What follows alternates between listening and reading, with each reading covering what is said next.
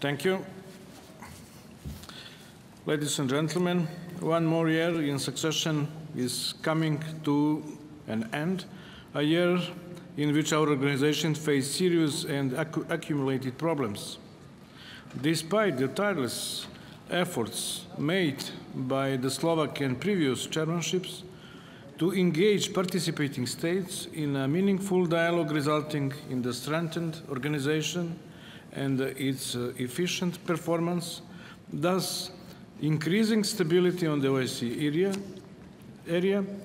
this goal is still a long way off while the organization dynamics, let me quote Chairman Lajčák, is not what we want it to be.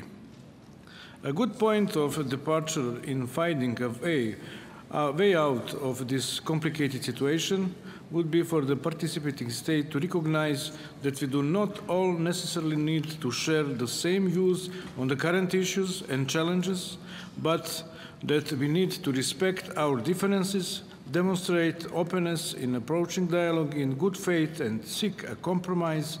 in eliminating or at least in reducing security risks. We must not give up diplomacy because that would open the door to conflicts. The coming year is symbolic for several reasons. We will commemorate the 75th anniversary since the end of the Second World War, the lessons of which must not be forgotten. Representing a country which has suffered enormous loss of life in fighting Nazism, special responsibility and commitment lies with me to emphasize that the horrors of Second World War must not be repeated ever again, in any shape or form. Therefore, it is the moral duty of all of us to fight together against any attempt at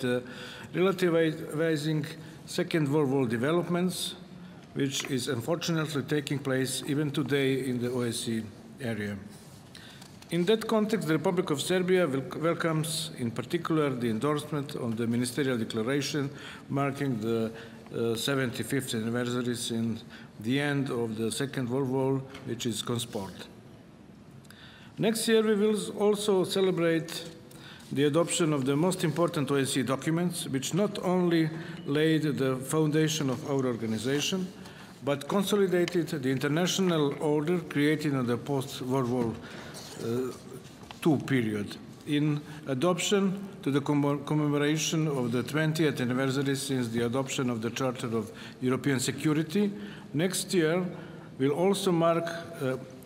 45th year since the adoption of the Helsinki Final Act, which defined 10 core principles governing relations between the participating states, such as equality between states, respect for territorial integrity and sovereignty, inviolability of international recognized borders, resolution of all disputes peaceful and through mutually acceptable solutions. I would like to briefly reflect upon the situation of the Western Balkans as well, since the countries of the region are currently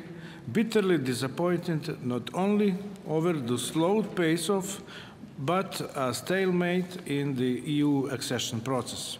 Such a situation sends a negative message to these countries while providing a fertile ground for the rise of radicalization and the strengthening of unilateralism in resolving common problems.